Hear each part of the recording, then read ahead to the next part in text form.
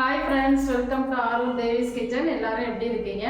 இன்றைக்கி நம்ம வீடியோக்குள்ளே என்ன பார்க்க போகிறோம்னு பார்த்தீங்கன்னா, நான் புது வீடு தான் பால் காய்ச்சிருக்கேன். நான் புது வீட்டுக்கு வரப்போகிறேன், அதனால் புது வீடு தான் பால் காய்ச்சிருக்கேன். எதனால நான் வீடு மாறுறேன் அப்படிங்கிறதும் நான் உங்களுக்கு அடுத்த வீடியோவில் சொல்கிறேன்.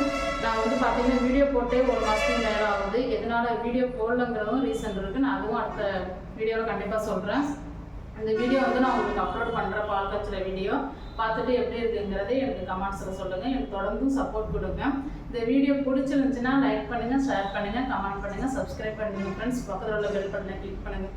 மீண்டும் ஒரு வீடியோவில் சந்திப்போம். பாய். முத நாளே பார்த்திங்கன்னா நான் வீடெல்லாம் கழுவி சுத்தம் பண்ணி எல்லாமே ரெடி பண்ணி வச்சுட்டு போயிட்டேன். பால் காய்ச்சற அன்றைக்கி தான் வந்து கோலம்லாம் போட்டு நிலைக்கெல்லாம் மஞ்சள் பூசி பொட்டெலாம் வச்சு ரெடி பண்ணிட்டேன். இந்த வீடு பார்த்திங்கன்னா ரொம்ப சின்ன வீடு தான், பெரிய வீடெல்லாம் கிடையாது. நாங்கள் இதுவரை இருந்த வீடு எல்லாமே பெரிய வீடு தான் ஃப்ரெண்ட்ஸ். சூப்பராக இருக்கும் எல்லா வீடுமே.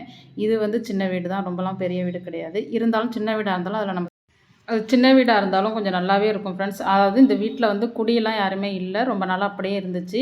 இதில் வந்து நாங்கள் தான் கொஞ்சம் ஆல்ட்ரேஷன் பண்ணிவிட்டு இதுக்குள்ளே வந்திருக்கோம். இன்னும் பண்ண வேண்டியதுமே நிறைய இருக்குது ஃப்ரெண்ட்ஸ். அதில் சரி உடனே டைம் இல்லை, உடனே பாலை காய்ச்சி குடிச்சிட்டு நம்ம அப்புறம் பாக்கி எல்லாம் ரெடி பண்ணிக்கலாம் அப்படின்ட்டு தான் நாங்கள் திடீர்னு வந்தோம். இந்த பூஜை அறை கூட பார்த்திங்கன்னா அவங்க செல்ஃபுலாம் எதுவுமே வைக்கல.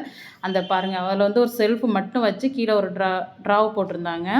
அதில் வந்து நாங்களே பூஜை அறை செட் பண்ணிக்கிட்டோம், ரெடிமேடாக உள்ள பூஜை அறையை. இப்போ வந்து பாலும் காய்ச்சறதுக்கு பாலும் வச்சுட்டேன். அடுத்தடுப்பில் பார்த்திங்கன்னா சக்கரை பொங்கலுக்கும் நான் வச்சுட்டேன். எப்போதுமே நான் பால் காய்ச்சினா கூடவே சக்கரை பொங்கலும் செஞ்சு தான் நான் சாமி கும்பிடுவேன். அந்தமாரி தான் செஞ்சேன் ஃப்ரெண்ட்ஸ். இன்றைக்கும்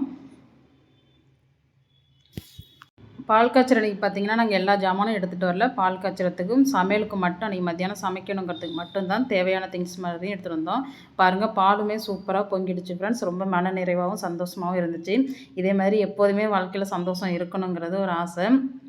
இந்த வீடு பார்த்திங்கன்னா எனக்கு இதோட எத்தனாவது வீடுன்னு பார்த்திங்கன்னா 7வது வீடு ஃப்ரெண்ட்ஸ். நான் வீடு மாறி இருக்கிறது, எனக்கும் சொந்த வீட்டில் இருக்கணுங்கிறது ரொம்ப ரொம்ப ஆசை.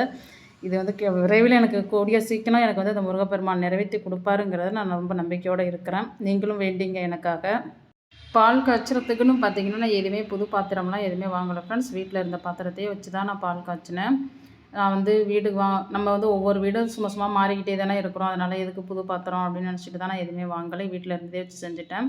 இப்போ அதில் கொஞ்சமாக நாட்டு சர்க்கரையும் சேர்த்துக்கிட்டேன்.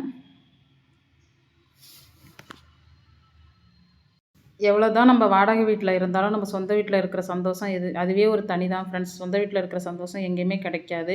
நமக்கான ஒரு வீடு, சின்ன வீடாக இருந்தாலும் பெரிய வீடாக இருந்தாலும் அது நமக்கான ஒரு வீடு அப்படின்னு நினச்சி ரொம்ப சந்தோஷமாக இருப்போம். வாடகை வீடுனா ஒவ்வொருத்தருக்கும் ஒவ்வொரு பதில் சொல்லிகிட்டே இருக்கணும், சும்மா வீடு மாறிக்கிட்டே இருக்கணும். இதில் நிறைய பிரச்சனைகள் இருக்குது ஃப்ரெண்ட்ஸ். வாடகை வீடுனா, சொந்த வீடுனா அந்த பிரச்சனையே இருக்காது நமக்கு. சக்கரை பொங்கலும் பார்த்திங்கன்னா சூப்பராக ரெடி ஆகிடுச்சு. இப்போ நம்ம இறக்கி வச்சு சாமி தான் ஃப்ரெண்ட்ஸ் கும்பிடணும். எல்லாமே ரெடி ஆகிடுச்சு. இப்போ நம்ம சாமி கும்பிட்டுறலாம்.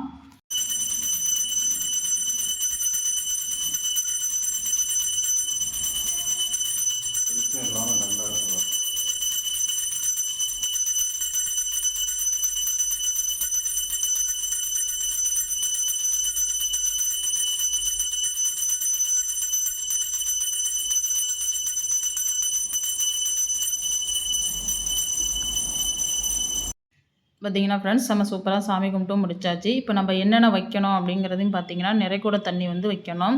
நான் வந்து குடம் எடுத்து வச்சுட்டேன். அவசரமாக டைம் ஆகிடுச்சுன்னு இப்படி கிளம்பி எல்லா திங்ஸும் எடுத்து வைக்கும்போது குடத்தை மறந்துட்டு வீட்டிலே வச்சுட்டு வந்துட்டேன். சரின்னு பார்த்திங்கன்னா கேன் தண்ணி 2 கேன் எடுத்துகிட்டு வந்திருந்தேன். அதில் ஒரு கேனை வந்து அப்படியே தூக்கி கொண்டாந்து பூஜை அறையில் வச்சுட்டேன். வேறு வழி இல்லை, சாய்ஸ் அதுதான். அப்புறம் என்னென்ன வச்சேன்னு பார்த்திங்கன்னா அரிசி, பருப்பு, உப்பு, புளி, வெல்லம், இது 5ம் வச்சேன். அப்புறம் பூ, பழம், தேங்காய் இதெல்லாம் வச்சு நம்ம எப்போதும் போல் சக்கரை பொங்கல் பால் காய்ச்சி வச்சு சாமி கும்பிட்டாச்சு ஃப்ரெண்ட்ஸ். இந்த வீடியோ பார்த்துட்டு எப்படி இருக்குங்கிறத எனக்கு கமெண்ட்ஸில் சொல்லுங்கள். இந்த வீடியோ பிடிச்சிருந்தா ஒரு லைக் பண்ணுங்கள்.